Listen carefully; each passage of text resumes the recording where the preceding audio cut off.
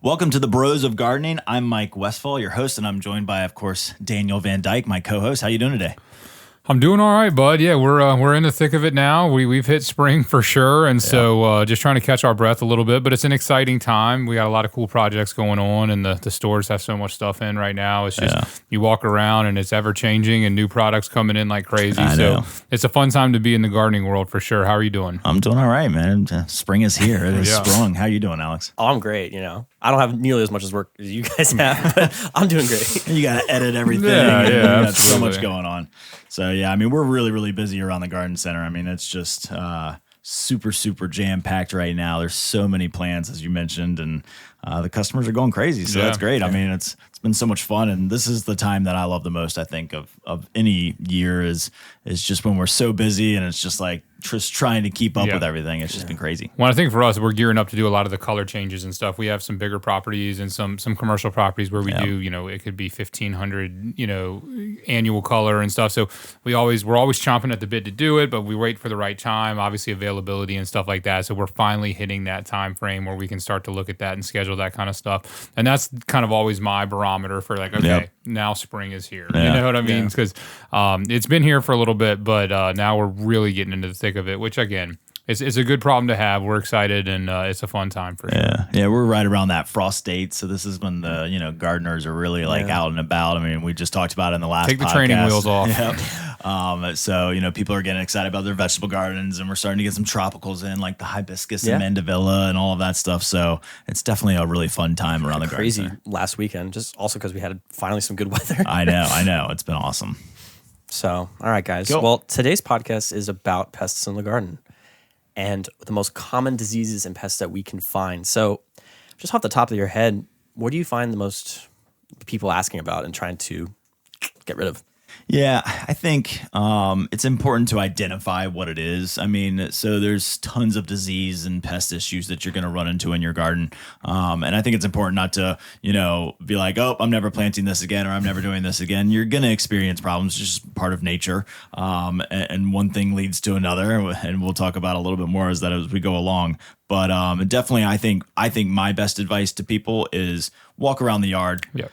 Enjoy what the fruits of your labor, and then be involved with your plants. Be looking at them, inspect them a little bit from time to time, because there's nothing worse than finding a big problem way down the road. Right. Yeah. So, I mean, my favorite line is be preventative rather than curative. So I'd rather be helping you prevent stuff rather than trying to cure it. Right. Now we're going to run into that. You're going to have to cure some things. But I think that's the thing is, people are always going to have insect and disease issues. So identify it, bring it to us. We'll help you identify it. Take it to your local garden center. They'll definitely help you identify it and then attack that problem. So, and don't be worried. I mean, that's why there's a garden pharmacy in our location, and that's why garden centers really exist. I mean, it's probably, we always put it in the back of the garden center because it's like the milk in the supermarket. You're going to have to find it because you're going to have a problem at some point, and you're going to want a solution. And that's what we're here to do, is provide you with solutions. Yeah, no, I think,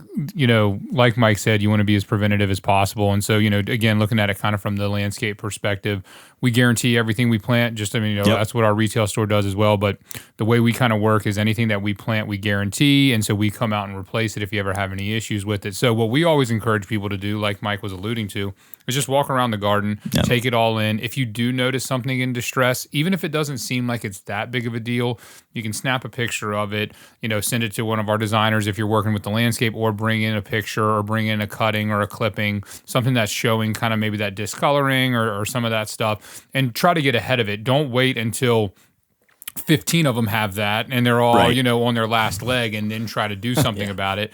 And hopefully it's nothing. Hopefully it's just, hey, we're coming out of winter. It might be some winter burn. It might be, there can be a number of different things. But if it's early on, when possible, which isn't always the easiest thing to do, admittedly, but if you could, the earlier you catch it, the earlier you can get ahead of it. Again, like you said, preventatively, one thing I got from you was using a triple action, which I know that's one that will, even if just they've had problems in the past, if they have, if using something that might be a little bit more susceptible to certain things, we'll encourage them to use that. I mean, I'll let you go on a little bit more about what triple action is, but that's just something that you can do to kind of help prevent, hopefully, some of these diseases, funguses, whatever the case may be, which is why I love triple action so much. Yeah, I mean, triple action is a great one. That's my preventative go-to.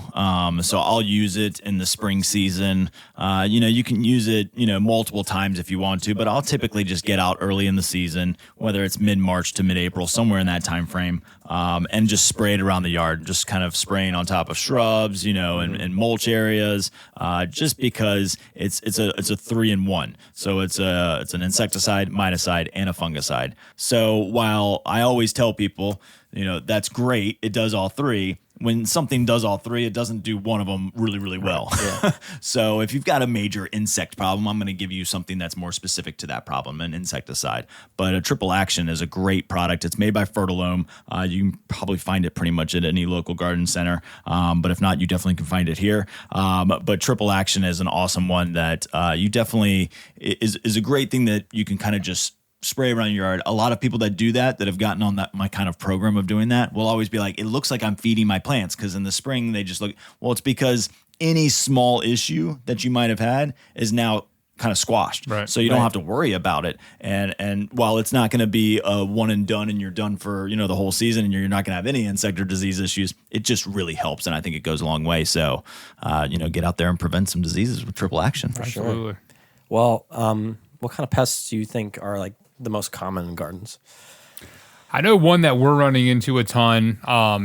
Crepe myrtles, one of the most popular plants. Everybody's heard of crepe myrtles, and a lot of people have them. They have them in their yard. They see them all over the city. I mean, they're popular. Like in our area, you see the crepe myrtles all over the place, and that's for a reason. I mean, crepe myrtles are a very hardy, a very quick growing, so a lot of builders like them. I mean, there's a plethora of reasons of why people use them, but we have run into crepe myrtle bark scale. So that's one that we've seen a lot of. Look this up.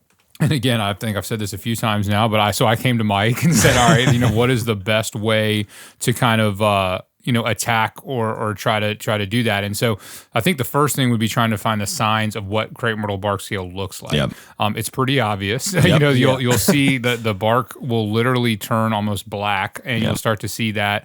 You'll see the white specks, which, the scale and stuff like that. And then even the leaves will get kind of that black coating. And then what you'll also see, which is what was one of the surprising things to me, is everything underneath it will start to have kind of that black coloring too. And they're not crepe myrtles, but, the droppings off the tree and everything else. Yep. And so, what we attacked it with, and I'll let Mike go into detail about it, is we use like a systemic insect drench, and then we combine that with a dormant oil to be really aggressive with it, try to attack it from two ends. Like I said, Mike can go into more of it than I can, but that's one that we run into a lot in the landscape world, just because there are so many crepe myrtles. We're going into people's yards. A lot of times the people don't even know what it is, but we'll notice it as we walk around and say, hey, you want to start doing something about that, and try to encourage them to start attacking it that way. But I know for us personally, that's one we get a ton of. Yeah, I mean, it's very hard to identify early on because these scale are tiny little insects. They're like a little white pencil mark on the tree, and they reproduce very quickly.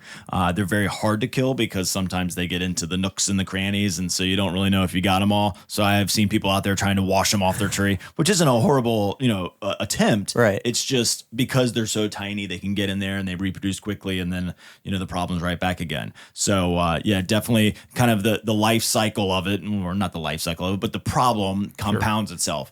The crepe myrtle bark scale is feeding off the plant, so it's harming the plant.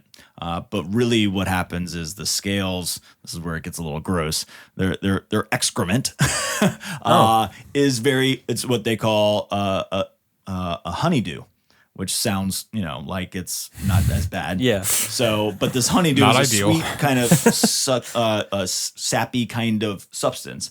So that drops out of them, gets on the tree, drops on the plants below, and then sooty mold gets on there. And sooty mold is a fungus. So now you've got, not only do you have an insect issue, but now you've got a sooty mold problem. And sooty mold is what you're going to really probably notice. So you're going to have crepe myrtle bark scale for a while, and then the sooty mold compounds, and then all of a sudden you start to see it because your trunks will turn this black color. Okay. So that's when you typically find it, and by the time you find it, it's really, really, it's really progressed. But it's not cure. It's definitely not uncurable. We can cure it. It's very easy. You mentioned it. The systemic insect drench is the best. It lasts for 8 to 12 months, so you can almost get a whole year out of it. So that's going to kill the insects from the inside out, basically. So they're going to chew on the plant. The insecticide will be in the tree. So when they chew on the plant, the insect dies. Then you got to go after the sooty mold, like you mentioned, with the dormant oil. And it also is a suffocant. So the way oils work in general, not to get real detailed, is they coat the plant and they suffocate. Whether it's a fungus or an insect, it's got to breathe. So that oil coats the plant and therefore chokes out the sooty mold and whatever scale there might be left over. So that's how you really kind of attack the problem. It's a twofold process. It typically is with almost anything. We're going after, multiple things to try and really attack the problem, but it's easy to cure. It's something you got to kind of, stay on top of. It's usually a year and you're pretty much out of the woods. And then it's just a little bit of that preventative, like we talked about, just kind of making sure that it doesn't come back because it is prevalent. And we're going to, I don't know that I want to go down this road necessarily, but whenever we plant things in mass. Sure. That's what I was literally about to say. There's never just one crepe myrtle. There's never just one crepe myrtle. So that's what we've also noticed is it might be much more prevalent on one in the backyard, but there's one in the front yard, there's one in the side yard, there's one in your neighbor's yard, and everywhere. Chances are if you can really see it already on one, they're probably already on the other one. So that's why I'll always recommend if you're going to treat one because it looks really bad, preventatively go ahead and just treat them all. And then that maybe you don't get it as badly where it gets discolored and things like that. So I was just, you don't realize how many of something there are until you start looking around for them, from that point of view. And so that's what I've noticed again with crepe myrtles, especially in newer neighborhoods, because again, they grow quickly, they're drought tolerant, they're tough as nails, so people love to plant them for all of those reasons. So then when you do find this disease, it reminds me of like the rosette back with knockouts and stuff like that. This disease kind of just runs rampant through these neighborhoods. I mean, we have a neighborhood that we treat. There's 64 houses in the neighborhood, and we treat the crepe myrtles at every single house for this because it got on one and they didn't notice it, and it spread like wildfire, and they have over 100 crepe myrtles throughout the neighborhood. So that's just, again, something that we recommend. And then like Mike, we've talked about before, cleaning up the droppings and cleaning up that stuff as much as possible. But yeah, that's what we've noticed the most of is it spreads very quickly. So if you have multiple ones, even if you can't see it on all of them, I'd go ahead and just treat them. Yeah. And I think, the mass plantings of things also kind of leads to a slightly different idea, which I kind of want to squash a little bit, which is, people have been saying, or I've heard, or maybe it was my interpretation of it originally, was mass planting certain types of plants, meaning like, a city or a region gets really excited about a certain type of plant, like red tip photinias.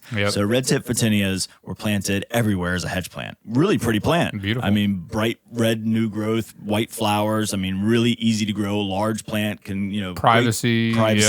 But not because we planted so many, it's just it unfortunately got a black spot fungus. And so when that fungus occurred, it got on all of them. And so now we don't even recommend planting them because it's going to get it in this area. So it's not saying, because we planted so many, that's why it got the disease. It's because there were so many, it was very recognizable. And it was much more prevalent. And that's the same thing. Like I would still tell people crepe myrtles are still very disease resistant. All the things that we've said about crepe myrtles for years still hold true. It's just, okay, now we do have this one thing that you may have to deal with. And it's easy to manage. And it is. And if you know what to look for and you know the signs like we just talked about, again, you can be somewhat preventative if you start to see it. But also on top of that, it's just, it doesn't make the plant, like Mike said, it doesn't detract from the value of the plant and the good qualities of the plant. It just means there's something you have to deal with. And a lot of times people were recommending crepe myrtles because of all the issues that some of the other trees have. So it's not like there's another bulletproof tree to go to. Yeah, nothing's perfect. It's just, you got to kind of learn what you have to deal with. And I think like the red tip, sometimes you'll find things that you aren't going to plant anymore. So red tip photinia, because it's so prevalent and because it's airborne and, we're in a windy area and pretty much everybody's going to experience wind in the spring, which is when the disease is out and about.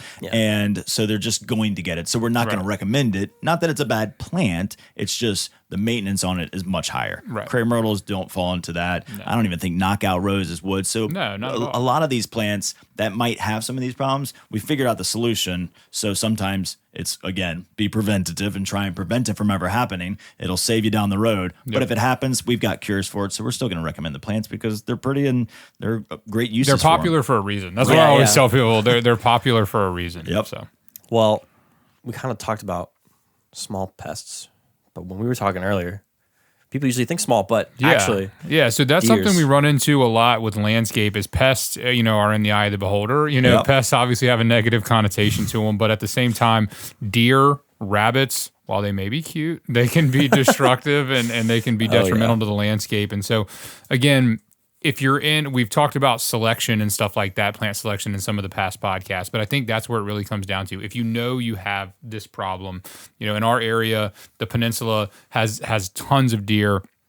Where both Mike and myself live, we deal with deer every day. Yep. And so that's something that you kind of embrace. You can combat it with plant choices, but there are other things you can do. There are repellents, and there are systemic repellents. Yep, there love are those. foliar repellents and stuff you can spray.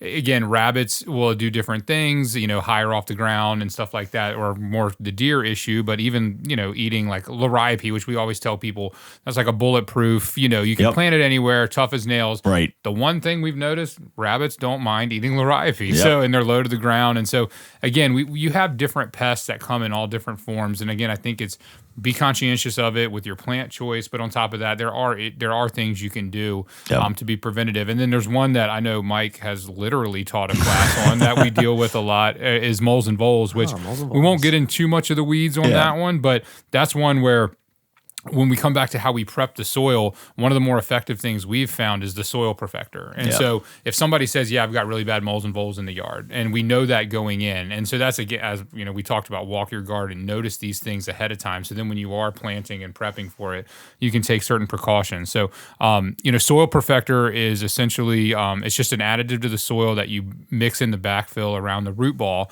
It has just tiny rocks and stuff like that. They're kind of jagged little rocks that you mix in, and so as they tunnel up towards the plants to eat those root systems, they start to run into those rocks, and that has been certainly for us one of the most effective and long-term solutions. It doesn't necessarily get them out of your yard, but it's going to protect the actual Your landscaping plants and stuff like that, because a lot of times when we would come in and something would be dead and they'd be like, I have no idea what happens. You reach down, you pull on the plant, and there's just no root system left, and it got eaten by moles and voles. And they go after some of the things, like we talked about Nandina on one of the podcasts. That's like one of the only things that can really, mess with Nandina. So that's just something that we've come across. And like I said, Mike can expand upon it a lot more than I can. But moles and voles are a big problem, and I think it probably demands its own podcast. Absolutely. So I think we were talking about it. If it came up in this conversation, that we'd say a little bit of a cliffhanger and check back, because I think we need to do a whole podcast on it. I'll give you a real quick, short and sweet on it. Cool. Moles,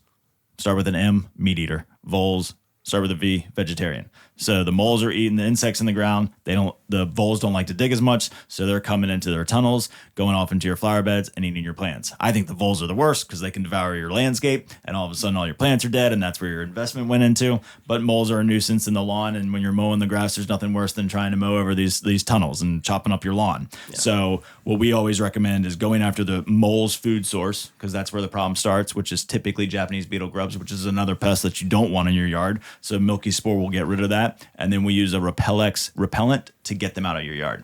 So you use those two things in conjunction with each other, then you're going to be pretty confident that the problem will go away. Now, the topic goes much deeper than that, trust me. Because then we can start talking about the tunnels and the tunnel systems and the life cycles and all of the different things. But really, it's important to kind of know moles are there to eat the earthworms, the grubs, and the ground insects, and grubs are like 10 earthworms. So they're there for the grubs primarily. So if you have a Japanese beetle problem, you're going to have a mole problem. If you've got a mole problem, you're going to have a vole problem. It's a vicious cycle. But really working with the milky spore and the Repellex, and then you're right. If you're just there to protect your plants, which landscape is, then Permatil is awesome. Soil Perfector, Permatil, it's basically the same. But it's a great product that protects that heart of that root system. I mean, I'd tell my story. I think I've actually told it maybe on this podcast. I planted a Fatsia I had in a pot for years. I love that plant. Put it in the ground. Next day, dead as a doornail. Root system completely devoured. So, we're all going to make mistakes. We're all going to learn from our mistakes in the garden. But that's definitely a big one. Moles and voles is a tough one. Yeah, I think the only other thing, like I said, we've talked about this before, would be from a preventative standpoint. Again, just we're hitting spring like now, like we've talked about. One of the things we've talked about on one of the prior podcasts is cleaning up your leaf litter coming out. Like hydrangeas is a big one. All these things that defoliate. Again, they're not necessarily detrimental to the plant. They're not going to kill your plant. But if you want to rake those leaves, get that leaf litter out. You don't want all that stuff to kind of compound and build up. So just clean out the leaves. Don't build the mulch. Like if you have tried to insulate those plants, pull that mulch back a little bit. You don't want to retain too much moisture on top of that root ball and all that. So just kind of cleaning up and getting ready for spring, getting ready for that heat, and doing what you can. I mean, other than that, I mean, that's really from a landscape standpoint, just doing your kind of spring cleanup just in general. Hey, I recommend doing it aesthetically, but also functionally, that just kind of helps with some of that long-term stuff. Yeah, I think, he hit the nail on the head. I mean, funguses are a big problem, and typically one part of curing the problem is raking up all that leaf litter and getting it out of there. I think it's important to know that, maybe not composting diseased stuff is a good idea too, because you might want to just put that in the dumpster or put it in a leaf collection bag. But putting it in your compost pile could cause problems down the road. I really recommend that if you're spraying things like herbicides on your lawn, and then you take your leaf clippings and put it into the compost pile. Sometimes you get away because most compost piles heat up to such a degree that you don't typically have to worry about some of those things. But be careful with those things.